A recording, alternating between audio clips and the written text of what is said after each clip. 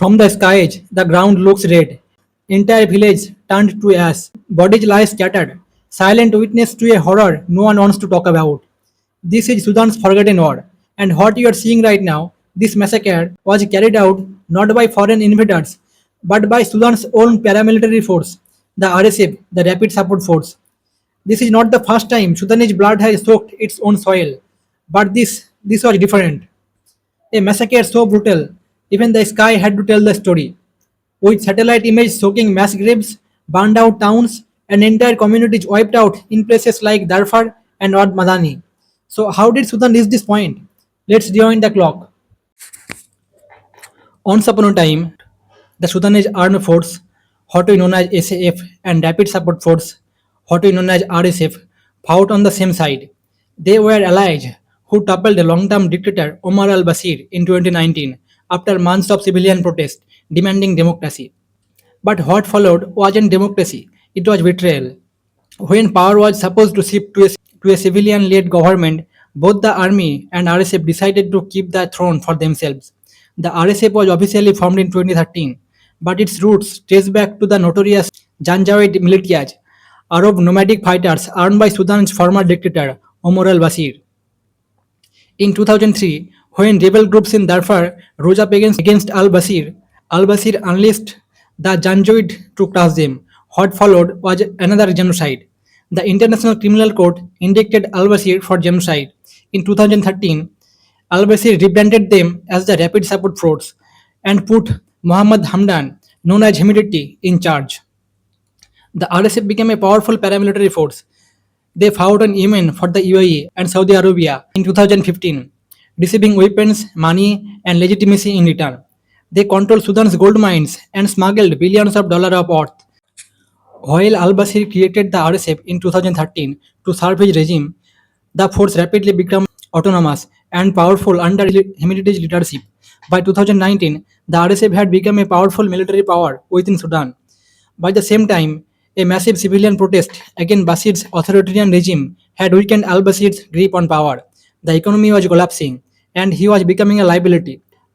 Hemedti recognized that al-Bashir regime was finished and calculated that joining the coup with Bashir's own armed force would allow him to preserve and expand his own power in a post-Bashir Sudan. Hemedti saw an opportunity to become a kingmaker or even a ruler of Sudan by siding with the military establishment against his former patron.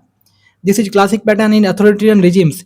A dictator creates a parallel security force to protect himself from rivals, but the force eventually becomes so powerful enough to pursue its own interest and can turn on its creator when convenient. After removing al-Bashir, both forces agreed to a transitional government that would eventually lead to a civilian rule, but they couldn't agree on the most critical issue, integrating the RSF into the regular army, what we know as Sudanese Armed Force. Here's the catch. The RSF and SAF didn't overthrow al-Bashir because they agreed on Sudan's future. They both wanted al-Bashir gone, but each wanted to control Sudan themselves. Disagreement grew among them over time. Both Fateh al-Burhan of SAF and Hemedti of RSF wanted supreme power. Hemedti had already built massive wealth from gold mines, international connection with UAE, and a powerful private army. The SAF viewed the RSF as an illegitimate military that needed to be dismantled or absorbed. They feared that if the RSF remained independent, it would eventually dominate Sudan's politics and sideline the traditional military. The UAE support for RSF, like weapons, money, drones, gave Hemedti confidence that he could defeat the SAF militarily. Meanwhile, Egypt and other countries backed the SAF. Foreign support made both sides think they could win war rather than compromise. And the tension just grew over time. And now the time had come when they started to fight against each other. On April 15, 2023, a fighting broke out in Khartoum over the deployment of RSF troops. What started as a localized clash quickly escalated into a full-scale civil war as both sides mobilized their forces nationwide. Now, when you understand the full story, let's get back in present. In late October 2025, something horrifying happened in Sudan. Something so brutal that the evidence could seen from space. After an 18-month brutal siege, the Rapid Support Force, known as RSF, finally captured El Fasher, the last remaining stronghold of the Sudanese armed force in North Darfur. Satellite images captured pools of blood and piles of human bodies scattered across the street of Al Fasad. Over 2,000 civilians, mostly women, children, and elderly, were massacred in just 48 to 72 hours. The big question still remains. So why does this massacre happening? Who is responsible for this? The answer is power, resources, and silence. The RSF and its leader Humidity are committing these atrocities on the ground, but they are not alone. The UAE is arming, funding, and enabling the RSF's campaign of terror.